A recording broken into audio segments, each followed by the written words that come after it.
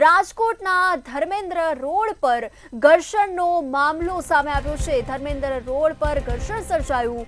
વેપારીઓ અને વિજિલન્સની ટીમની વચ્ચે ઘર્ષણ સર્જાયું। જગ્યા રોકાણની શાખાની સાથે વિજિલન્સની ટીમ ત્રાટકી હતી, ત્યારે વિજિલન્સ ટીમ અને વેપારીઓની વચ્ચે ઘર્ષણ સર્જાયું હોય તેવા દ્રશ્યો સામે આવ્યા। વેપારીઓનો સામાન જપ્ત કરીને સૂચનાઓ આપવામાં આવી હતી અને ધર્મેન્દ્ર રોડ પર વેપારીઓ મોટી સંખ્યામાં એકઠા થયા હતા। વિજિલન્સની ટીમ ત્રાટકી હતી અને તે દરમિયાન વેપારીઓ અને વિજિલન્સની ટીમની વચ્ચે ઘર્ષણ સર્જાયું। વિજિલન્સ જગ્યા રોકાણ શાખાની વચ્ચે બોલાચાલી થઈ, માથાકૂટ સર્જાઈ હોય તેવા દ્રશ્યો જોવા મળી રહ્યા છે।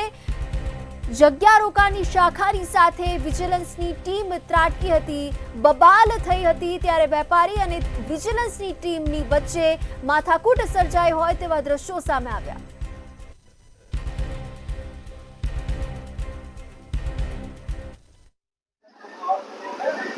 નવરાત્રીનો તહેવાર છે અને ખાસ તો લાખાજીરાજ રોડ અને ધર્મેન્દ્ર રોડના જે વેપારીઓ છે તેઓ સ્પષ્ટ એક વિરોધ છે તે કરી રહ્યા છે કે આરએમસીની જે વિજિલન્સની જે ટીમ છે તે ક્યાંક ને ક્યાંક વેપારીઓને હેરાન કરે છે, પરેશાન કરે છે અને આ સાથે તેઓ એક હપ્તાનો એક સિસ્ટમ પણ શરૂ કર્યો છે। આ પ્રકારની જે વાત જે આક્ષેપ છે તે થઈ રહ્યો છે વેપારીઓ દ્વારા। સ્પષ્ટપણે લાંબા સમયથી ક્યાંક ને ક્યાંક લાખાજીરાજ રોડ હોય કે ધર્મેન્દ્ર રોડના વેપારીઓ તેઓ જે એરિયાઓ છે તેનાથી તો પરેશાન છે, પણ એક જે નવો આક્ષેપ છે તે ક્યાંક ને ક્યાંક ફરી એક વખત સામે આવ્યો છે।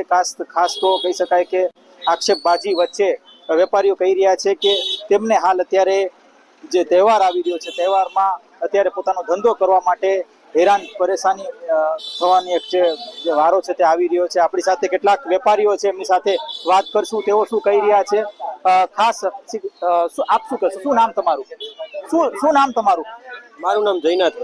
જયનાથભાઈ, શું સમસ્યા શું અત્યારે આવી રહી છે? સમસ્યા એક જ વસ્તુની છે કે અમારી હવે માંગ છેલ્લી ને પેલી છે, કા અમે લોકો દુકાન બંધ કરી દઈએ, કા પછી અહીંયા આગળ જગ્યા રોકાણ શાખાને કહો કે ગાડી બંધ કરી દે। ગઈકાલે બબાલ થઈ હતી, વિજિલન્સની ટીમ અહીંયા આવી હતી અને તમારા વચ્ચે જે બબાલ થઈ, શું કહેશો? બબાલની અંદર એવું છે કે સાહેબ તો એની ડ્યુટી કરે છે, બરોબર, પણ જે અમારા એસોસિએશન છે એ વારે ઘણી ફરિયાદો કરે છે, તો અમને બીજા કોઈ વેપારીને કોઈ વાંધો જ નથી। અહીંયા કોઈ ફેરિયાનો એટલો બધો ત્રાસય નથી કે જેથી કરીને અમે લોકો કંટાળી જાય, પણ અમારા એસોસિએશન વાળા ખાલી એટલું જ કરે છે કે હવે એ લોકો ફરિયાદ શેની કરે છે, અમે એ લોકોને નડી છીએ કે એસોસિએશન વાળા કોણ ફરિયાદ કરે છે અને તમે એસોસિએશન સાથે નથી? પ્રમુખ ખુદ જ કરે છે ફરિયાદ, બરોબર, બાકી કોઈ આમાંથી કરતું નથી। એ લોકોને અમને નથી ખબર કે એ લોકોને વાંધો શું છે। તમે શું કહેશો? શું નામ તમારું? મારું નામ દિલીપભાઈ। દિલીપભાઈ, કેટલા સમયથી તમે અહીંયા વેપાર ધંધો લઈને બેઠા છો? છેલ્લા 10 થી 12 વર્ષથી અહીં વેપાર કરું છું સાહેબ, અને ક્યારે એવું બન્યું નથી આ બજારની અંદર। આ ઐતિહાસિક બજાર છે, અહીંયા ક્યારે પણ આવું બન્યું નથી। છેલ્લા 2 વર્ષથી આ ભગવાન જાણે શું અહીં સમસ્યા છે કે કોને સમસ્યા છે એ મને સમજાતું નથી। હું તો આપ મીડિયાના માધ્યમ દ્વારા એટલું ઉચ્ચ અધિકારીઓને રિક્વેસ્ટ કરવા માંગુ છું અને જણાવવા માંગુ છું કે સાહેબ અહીં જે ચાલી રહ્યું છે એ તદ્દન એક જાતનું જૂઠાણું છે। અહીં રોડ પર કોઈ પણ વેપારીને કોઈ પણ દબાણ કે કોઈ પણ આ વસ્તુની સમસ્યા નથી। અહીંનો એક કોઈ પણ આટલી વખત આ થયું ત્યારે કોઈ પણ સ્થળ તપાસ કરવામાં નથી આવી કે વેપારીને પૂછવા નથી આવ્યું કે તમને અહીં કોઈ તકલીફ છે કે નથી। આ પાથેણાથી તમને તકલીફ છે? ખરેખર આ રોડ પર પાથેણાથી કોઈ પણ વેપારીને તકલીફ નથી અને નથી। આ એક જાતનું જૂઠાણું ફેલાવી વારંવાર તો થઈ છે આરએમસી લાખાજીરાજ રોડના કોઈ પણ વેપારીએ સાહેબ ક્યારેય પણ ફરિયાદ નથી કરેલ અને કોઈ પણ વેપારીએ દબાણ વિશે કે અમારે તકલીફ છે એવું ક્યારેય કીધેલ નથી। કાલે એક વિડીયો સામે આવ્યો હતો, વિજિલન્સની ટીમ અને જે વેપારીઓ છે તેમના વચ્ચે ઘર્ષણનો જે દ્રશ્ય છે તે સામે આવ્યા હતા। વાસ્તવિકતા શું હતું? સામે જે આવ્યું સાહેબ એ પોતે ખુદ પ્રમુખ હતા, પ્રમુખ સાથે જ પ્રમુખ પહેલા અરજી કરે અને પછી પ્રમુખ જ બચાવવા આવીને વેપારીઓ સામે હીરો બનવા આવે। એ પ્રમુખ પોતે વિજિલન્સ વાળાઓને એની સામે ઘર્ષણ એ પ્રમુખો સાથે હતું, કોઈ પણ વેપારી સાથે નહોતું।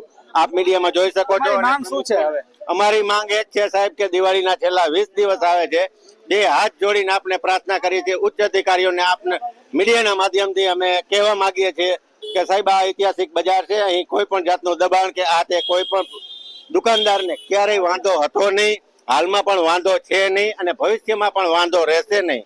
અહીં દિવાળીના ટાઈમમાં ફક્ત 10 દિવસ માટે નાના વેપારીઓ દીવડા છે, કોળિયા છે, રંગોળીના સ્ટીકરો છે તેવું વેચવા આવે છે. આ એટલા માટે અહીં બજારમાં આવે છે કે આ રાજકોટની મુખ્ય બજાર છે.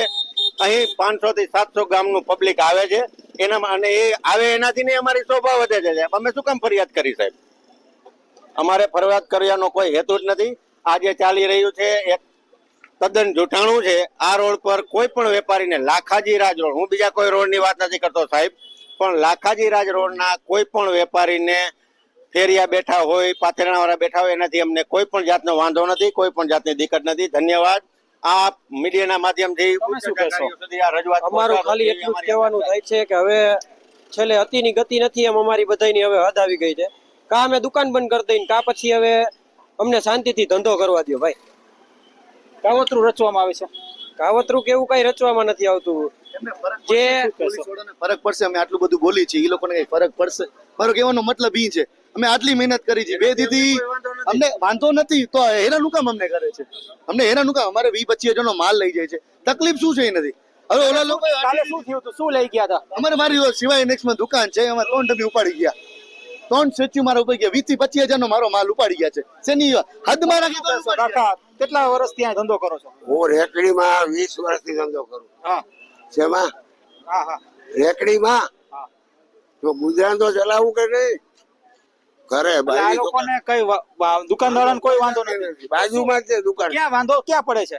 વાંધો આ મ્યુનિસિપાલિટી ને પડે કે તમે જગ્યા રોકોમાં. હવે અહીંયા રેકડી જેટલી જગ્યા એમાં ક્યાંનું કઈ ચોક્કસથી ખાસ તો વાત કરીએ તો વેપારીઓ છે અને ખાસ તો જે રેકડીના જે ધારકો છે તે પણ છે, બંને ક્યાંક ને ક્યાંક સહમતિથી વેપાર કરે છે. પણ ક્યાંક ને ક્યાંક આરએમસીના જે વિજિલન્સની જે અધિકારીઓની જે ટીમ છે તે જે પ્રશ્નો ઉઠાવીને હપ્તાખોરી કરે છે. આ પ્રકારની જે અત્યારે અહેવાલો છે તે સામે આવી રહ્યા છે. ખાસ તો તેના કારણે પણ ઘર્ષણ સર્જાણું હતી, આવી પણ વિગત સામે આવી છે. ત્યારે બીજી બાજુ ધર્મેન્દ્ર વેપારી એસોસિએશન દ્વારા એવું કહેવામાં આવે છે કે જે ફેરિયાઓ છે, જે પાથરણાવાળાઓ છે, તેનો જે ત્રાસ છે તે સતત વધી રહ્યો છે અને તેના જ કારણે તેઓ વારંવાર આરએમસીમાં ફરિયાદ કરવા માટે પહોંચી રહ્યા છે. એટલે કે વેપારીઓમાં પણ ક્યાંક ને ક્યાંક મનભેદ અને મતભેદ ક્યાંક દેખાઈ રહ્યો છે. ત્યાર પછી રાજકોટ.